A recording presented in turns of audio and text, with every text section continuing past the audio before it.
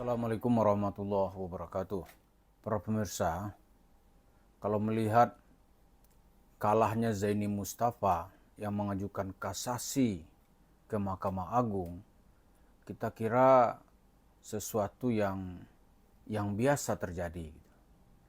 Kenapa biasa?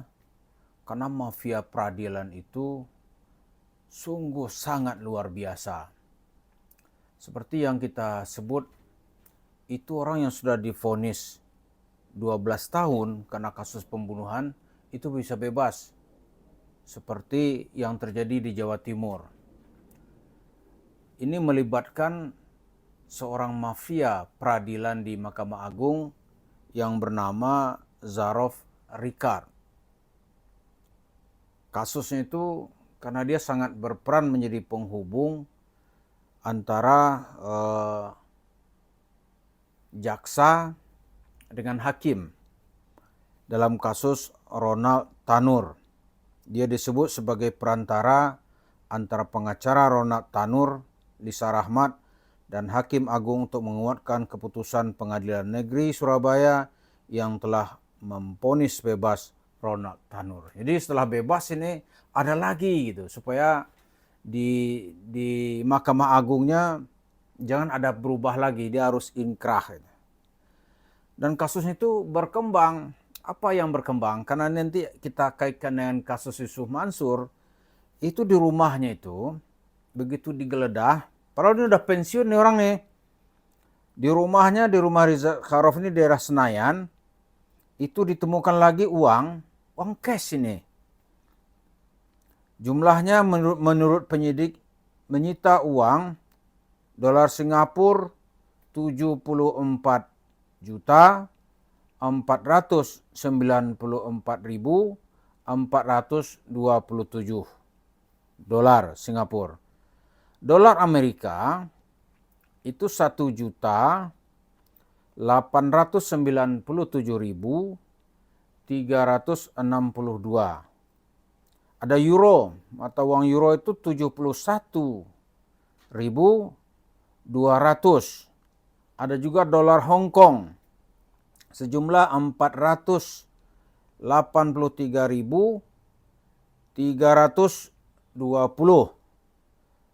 Mata uang rupiah itu disita itu adalah 5.725.075.000.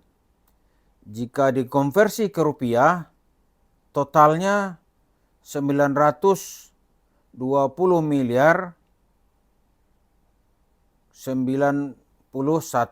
juta rupiah. 910 juta rupiah. Kata Direktur Penyidik Jampitsus Kejaksaan Agung Abdul Qahar. Ini salah satu bentuk mafia peradilan. Para pemirsa percaya nggak? Yusuf Mansur sumpah-sumpah, aneh nggak bayar apa-apa gitu. Padahal secara material dia kalah. Secara material dia kalah. Masa secara administrasi dia bisa menang? Ya kan? Secara material itu kasus itu diperiksa. Bersalah dia. Nah nanti ada formil itu kan pengumumannya gitu. Administrasi sifatnya. Dia bisa menjadi menang. Yang material tadi tidak pernah diperiksa. Ya, uang ditemukan. Coba lihat nih, ini entah siapa nanti yang jadi pengacaranya nih. Atau menghubungi pihak yang berwenang di Mahkamah Agung. Kita tentu tidak tahu ya. Tapi saya kira ya nggak ada yang yakin nih, nggak ada dia tidak berbuat apa-apa gitu. Loh, orang yang sudah divonis dalam kasus pidana terdakwa membunuh orang gitu bisa bebas. Lalu pertanyaannya, orang kalau menanya ke kita tuh apa urusan sama ente, kan begitu kan? Apa urusan? Kita sebenarnya bisa ada urusan, bisa tidak ada urusan.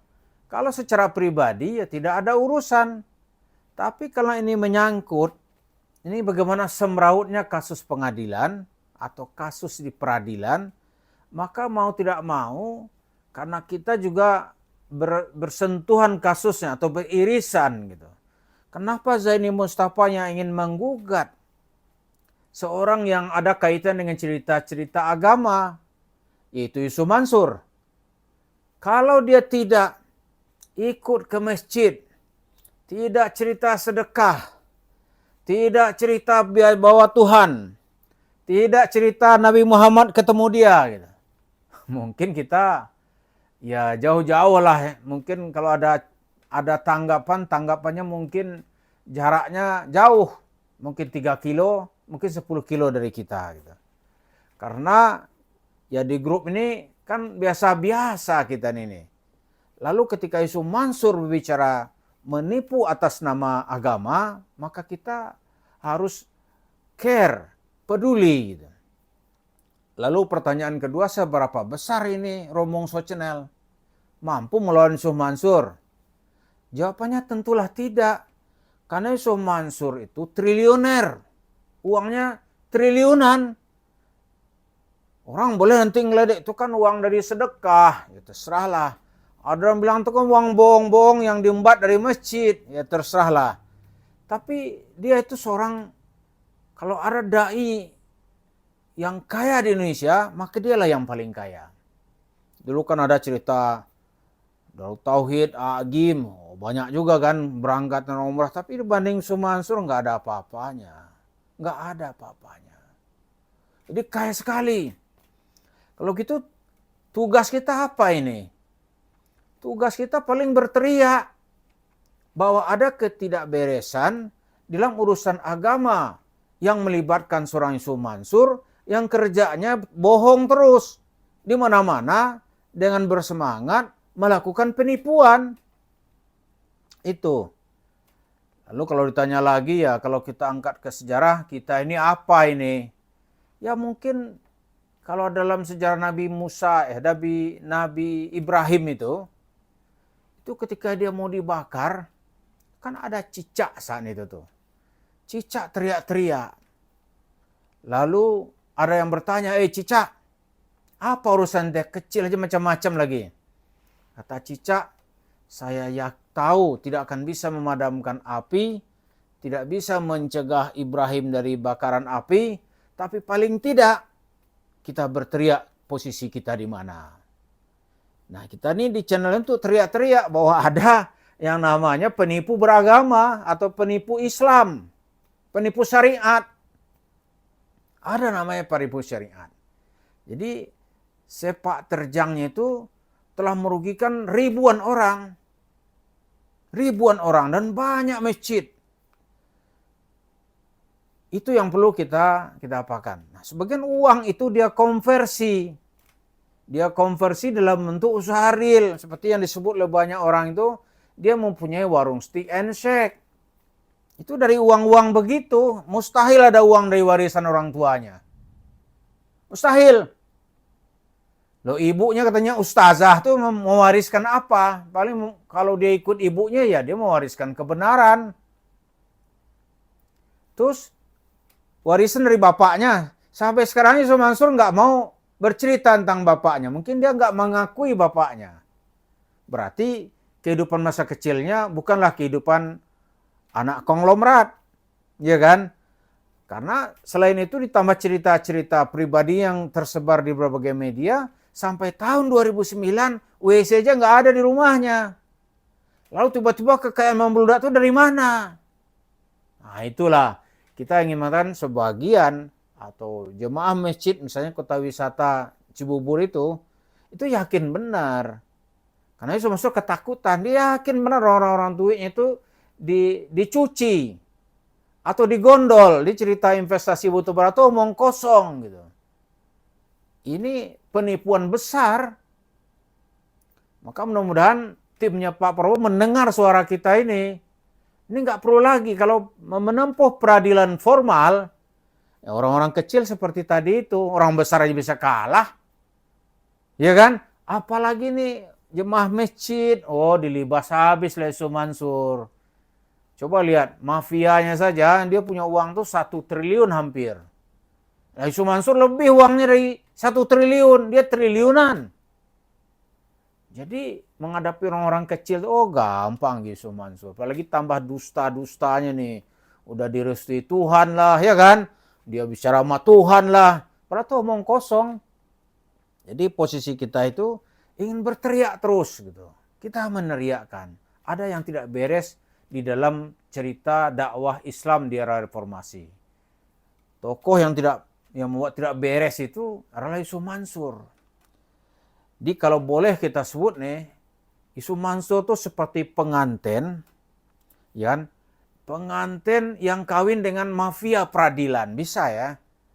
Lalu anaknya itu ya, di antara anak-anaknya itu berwujud warung steak and shake. Jadi dia perkawinan tidak sah misalnya nih dengan seorang pemuda bernama mafia peradilan.